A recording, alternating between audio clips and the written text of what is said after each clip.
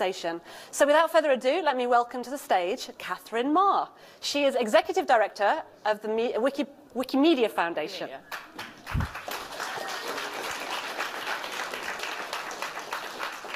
Hello there. I'm here today from the Wikimedia Foundation, as you just heard, which is the organization behind Wikipedia.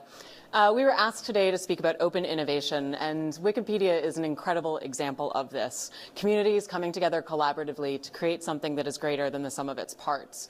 At Wikimedia, our vision is a world in which every single human can freely share in the sum of all knowledge. And we take this incredibly seriously. Wikimedians have spent millions of hours building one of humanity's most remarkable resources, 40 million articles, 300 languages, used by 500 million people every month from every corner of the planet, from McMurdo Station in Antarctica to here in London. But there are some problems on our path to the sum of all knowledge, and I want to share them with you today because they're not just Wikimedia's problems. There are problems, the problems of the internet and the problems of society. And if we're truly here to realize the power of openness, we need to solve for them together. So I want to start my presentation today with a story. On Wikimedia, you can be anyone. We're pretty into the anonymity and pseudonymity thing, which means Wikimedians often have some pretty creative usernames. One of my favorite usernames and one of my favorite users is a user named Guerrilla Warfare. Guerrilla Warfare has been editing on English Wikipedia for more than 10 years. They have been elected to a number of leadership positions within the English Wikipedia community, including administrator, check user, oversighter, and arbitrator. And for those of you who are not familiar with the Wikimedia universe, these are pretty important positions. These volunteers often handle sensitive information or urgent situations on Wikipedia. They're trusted by the Wikimedia Foundation and by their peers. They're charged with keeping policies adhered to, arbitrating community disputes, and investigating some of the most challenging issues, such as threats to self-harm or harm to others. They're not to be taken lightly. Oops. Guerrilla Warfare also happens to be a young woman who is open about her name and gender on Wikipedia. Guerrilla Warfare is Molly White. Molly gave me permission to tell her story here today. Molly is a software engineer who also loves to rescue cats and encourage women in tech. She's a real-life person with a job, interests, skills, and accomplishments. She's also the target of repeated harassment because of her involvement with Wikipedia. She's been targeted by people who disagree with the call she's made as an administrator. She's been targeted for her physical appearance. She's also been targeted for no apparent other reasons than she is an editor who openly identifies as a woman. Molly has been harassed on Wikipedia and off. Posts have been made implying that she was elected to her leadership roles because of her appearance, because of sexual involvement with other Wikimedians, or because she has tongue piercings. Recently, she told me she was greeted by a message on a talk page on Wiki by someone saying she was a homosexual Jutard who deserves to be shot dead. While these posts are reverted on Wikimedia, the harassment continues across the internet. She's been doxxed. Her private Facebook account has been posted to 4chan, Encyclopedia Dramatica, and Reddit. People have dug into her relatives' Facebook pages with fewer privacy settings than hers. They've shared photos of Molly to various websites, photoshopping her face onto lewd images, and they've taken a photo of her with her baby niece and captioned it with racial slurs. They've added data to these images to make sure that they're some of the first results you see when you search for her name or username. A slew of Twitter accounts have been created to harass her, commenting on her physical appearance, her weight, her family, her sexual preferences. Calling these comments is actually a bit of a euphemism. They're pretty terrible. And of course, when reported, Twitter decided they were not in fact abuse. Occasionally, when the harassment is pretty bad, it begins to affect her offline as well. Molly worked on an arbitration case involving Gamergate. She stopped answering calls from unknown numbers. She told me that she goes so far as to impose privacy protections on her friends as well, who are often not as concerned about these kinds of things. For example, recently asking someone to take down an image that had been geotagged on Instagram from her apartment. She no longer believes that privacy on the web can be real and has become very cautious about saying about anything that she says on the internet.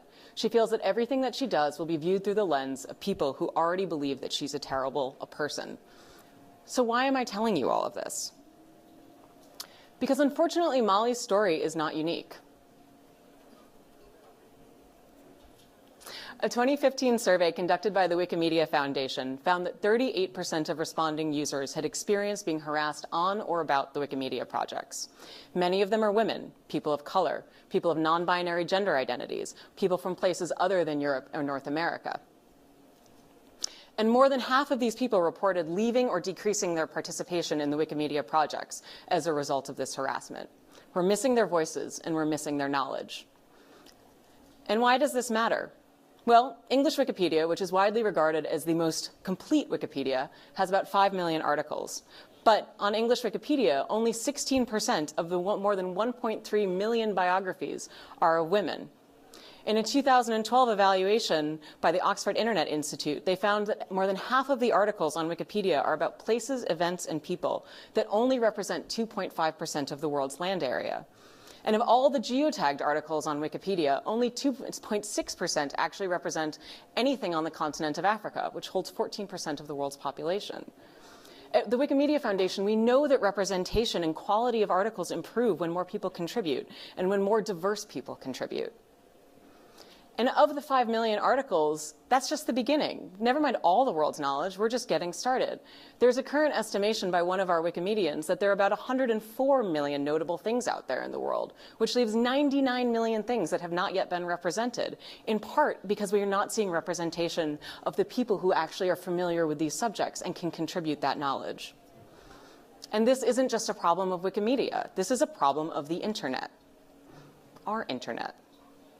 73% of Americans, adult users, have witnessed online harassment, and 40% of them have experienced it themselves. This is not what our internet was supposed to be. I'm old enough to remember the early internet, and it was a magical place where you could find almost anything and anyone. It was a place for creativity and freedom, a place for connection and belonging.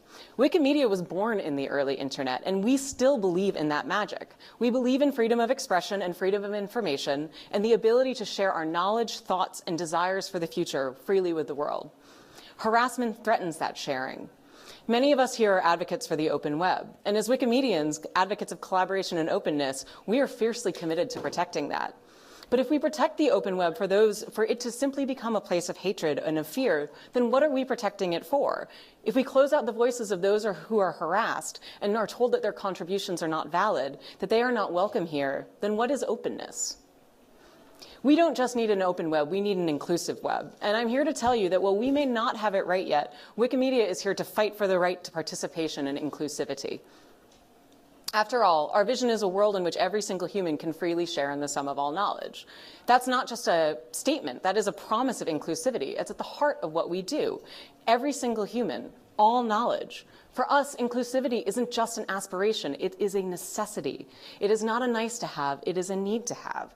For us to have all knowledge, we require the participation of all people. We need all voices together so that we can create something greater than the sum of our individual parts. Which brings me back to Molly. We need more Mollys, but people shouldn't have to be as tough as Molly in order to participate. So how are we going to do this? I don't have all the answers. These are systemic issues. These are buried deep within our cultures and societies as human beings. But I believe we must start with intention. We must start by naming the problem, by articulating what it is we stand for, standing on stage and declaring that this matters, backing it up with the data that I've just shared with you, changing the narrative. So how can you do this in your community? How can you support this open, inclusive web that we need? Start with active outreach and listening. Identify the people who are not here yet, the people that you want to work with, and go and talk to them. Listen to them, more importantly, than talk. You have to understand why they're not working with you yet. What are their objections? Why aren't they here? And not dismiss those objections because this is the way that we work and this is the way that our communities work and our cultures work, but actually reflect on them and think about where we need to make changes. For us, for example, this meant surveying our users about harassment and publishing the results of that. In fact, a recent article in The Guardian identified Wikimedia as one of the only organizations out there that actually does this. We do this because we believe that we need to be honest with ourselves. We need to name the problem in order to address it. Which gets me to my next point. Respectful, diverse, inclusive communities don't just happen because you want them to. You actually have to resource it. We used to do this thing where we sat around and we talked about having a more welcoming community for women and people of color and people from the global South. It didn't really get us very far. So now we actually have dedicated budget, resources, and staff who actually work with our emerging communities to help these groups participate and grow and understand what their needs and barriers are. Part of our model is community grants. In the last 2 years, we've set aside $500,000 to fund resources for increasing gender diversity and addressing tools and initiatives to support healthy culture. We're working with our community members in order to understand what the issues are that they see and give them training and tools so that they can identify toxic behavior and take effective action on their own, so that it comes from within the community, not from above or outside. Set clear expectations. In addition to letting people know that you want them to join your community, it has to come from the community as to what the rules of engagement actually are, so that you can identify when people are acting outside of those barriers and of those rules. You need to be clear within your community on how to welcome people, engage people, and make space for people to participate. For us, this means friendly spaces and codes of conduct and much more, but it also means clarifying our values so that they're not just about open, but they're about diverse and inclusive, so that we as a community can make decisions about the culture that we want and reject the culture that we don't want, that is unhealthy. We have a lot of work to do. I know that. We know that. As Molly's story illustrates, we are not there yet. But we want to make space for everyone. We need to make space for everyone. This isn't just an aspiration. This is a necessity. And I know that all of us here in this room are committed to it because you're here in this room. So I encourage you all to go forward with these thoughts in mind, continue your work, and continue working with us because, as I said, we're not perfect. We have a way to go. But this actually matters, and it matters not just because it's something that we feel is important. It is not an aspiration, as I said. It is actually a necessity to represent the web and the world that we want. Thank you. And thanks, Molly. Stay here. Thank you. Stay here while I'm taking questions. Oh, questions? Yeah. Oh, sorry. Yeah. Who has a question for Catherine? Looking out there. Anybody? Down here. Hello, Catherine. Hi. My name is Gustavo. I'm a reporter from a Brazilian tech website. First of all, thank you for all the amazing talk. Secondly, one thing I hear a lot is that when people talk about the importance of an open internet, these negative examples of harassment are shown sometimes in such a light so as to say, oh look, this is what happens when you have a completely open community. We can't have that. We need to control the internet so that we have the power to not let this happen. So these situations are used to justify something, I imagine, equally negative. So how do you answer to that in those cases? Yeah, I think that this actually came up right before I came on stage. Someone was asking about, for example, the issue of anonymity, which is something that we firmly believe in. In fact, we used to have this saying about Wikipedia that part of the reason it works is because more people actually want good things than want bad. If people only wanted bad, we would never be possible.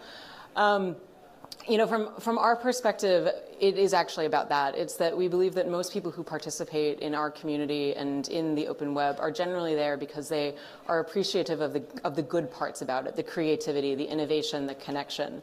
And one of the things that we have found is that we actually think that addressing some of these issues for us is possible and not I think there's a feeling that these are really pernicious issues and they could be impossible to address. But one of the things that we found is that by starting in a place where we have a culture around expectations, around what the things are that the community actually wants and what those sort of guidelines are for participation, it's around clarifying within that culture that expectations and building and strengthening and reinforcing it. I think that if you start from zero, it becomes very difficult, and we've seen that in a number of communities on the web in general, is that if you have no rules and you have no expectations about how to participate, it becomes very difficult to then later set them. But if you start from a place with understanding around belonging and understanding about community norms and behavior, then you can actually start to bring people back into those community behaviors. And so I'm hopeful that can solve that. based on the fact that we have a sense of commitment to norms and behaviors around what we want in the community. It's about strengthening them and seeing them succeed. I'm not sure if that answers your question, but. Any other burning questions? Yes, in the orange shirt behind there.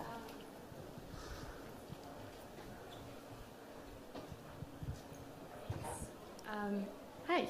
Thank you for speaking. In which ways are you supporting the people who are contributing and are administrators or editors who are coming with you with concerns about being harassed online? Sure. So we have a support and safety team that works with individuals who experience issues of harassment. And those individuals are deeply involved in the communities. They work alongside community members. And what our goals are over right now, what we're working to do and what we're anticipating doing in the future is actually building resources for community leaders so that they can identify some of these issues from the beginning. One of the ways that Wikipedia works is that community members actually identify issues often before they ever become issues that the Wikimedia Foundation engages with. A great example of this is actually the issue of open licensing. So everything on Wikipedia is openly licensed. We very rarely find, for example, violations of that because community members are very good at identifying issues when they arise and addressing them right away. One of the things that we'd like to move towards is a community culture where there's the same attention to toxic behavior and harassment in the communities as there is, for example, to licensing violations. And so in addition to resourcing, I mentioned the $500,000 of resources that have gone into training, ally skills workshops and the like. We're working to support community groups who want to organize to become leaders in this issue and advocates internally on improving community culture. Great, let's thank Catherine. Oh, we have one more just before. You look very keen. Hello, Stuart. Hello, Catherine. It was interesting you said about Wikimedia being one of the only organisations that surveys its users about harassment. And then it occurred to me that Wikimedia's had 3 women as executive directors consecutively. Now, is this something Twitter's missing maybe, or Facebook is missing, having no people at the top with any direct experience of this? Or do you think they could make changes despite this? Sorry, what was the question? I don't part know, of that? I'm just asking, why do you think Twitter doesn't take it seriously? I think that was a bit of a leading question, but I actually think that this is an issue, right? That people who don't have any direct experience with what it means to be vulnerable or to be marginalized have a very difficult time understanding what it means to be vulnerable or to be marginalized and then actually investing in those issues.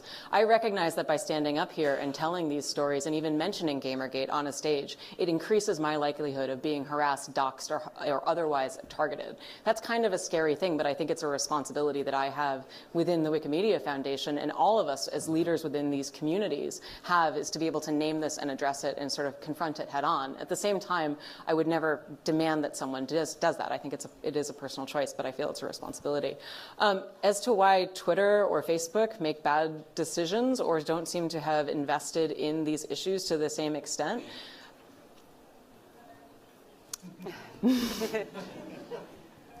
good question. Should we leave it as a question then? Yeah. Okay, let's thank Catherine. Thank you. After you.